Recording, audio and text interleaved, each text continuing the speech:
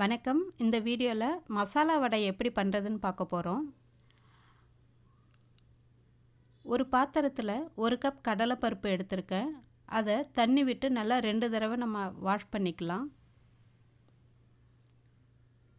இது கூட காரத்துக்காக 3 காஞ்ச மிளகாய் சேர்க்குறேன்.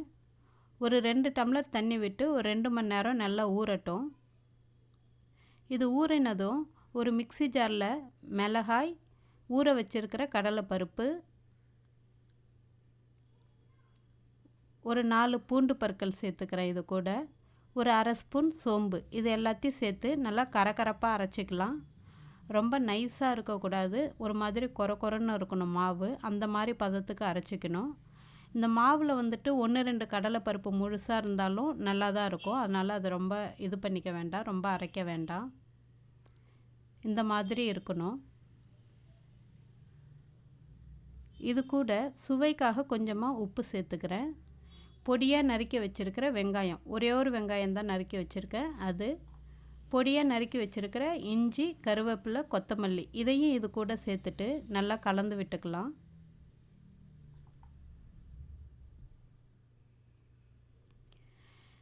இது நல்லா கலந்ததும் மாவு வந்துட்டு ரொம்ப ட்ரையாக இருந்துச்சு அப்படின்னா அந்த மிக்ஸி ஜார்லேயே கொஞ்சமாக தண்ணி விட்டு இதையும் கூட சேர்த்துக்கலாம். ஒரு 2 ஸ்பூன் மட்டும் சேர்த்தா போதும்.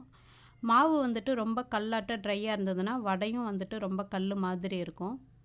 இந்த மாதிரி பிசைஞ்சிட்டு சின்ன சின்ன உருண்டைகளாக எடுத்து இன்னொரு கையில் நம்ம உள்ளங்கையில் வந்துட்டு தண்ணியை நல்லா அப்ளை பண்ணிவிட்டு அது மேலே இந்த மாதிரி வச்சு நம்ம நல்லா தட்டிக்கலாம். தட்டினா ஈஸியாக கையில் ஒட்டாமல் வரும். ஃப்ரை பண்ணுறதுக்கும் வசதியாக இருக்கும். எண்ணெய் வந்துட்டு இங்கே சூடு பண்ணியிருக்கேன். மிதமான தீயில வச்சு ஒவ்வொன்றா போட்டு பொரிக்கணும். நம்ம எந்த வடையை ஃபஸ்ட்டு எண்ணெயில் போடுறோமோ அதே வடையை அதே ஆர்டரில் ஒவ்வொன்றா திருப்பி விடணும். அப்போ தான் ஈவனாக வெந்து வரும்.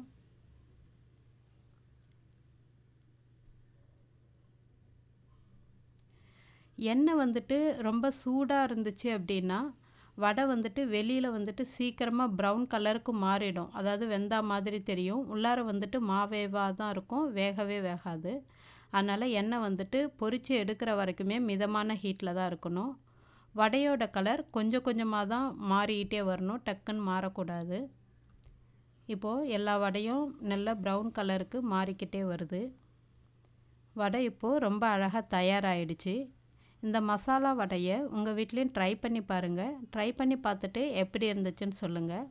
மறக்காமல் இந்த சேனலுக்கு சப்ஸ்கிரைப் பண்ணுங்கள். நன்றி.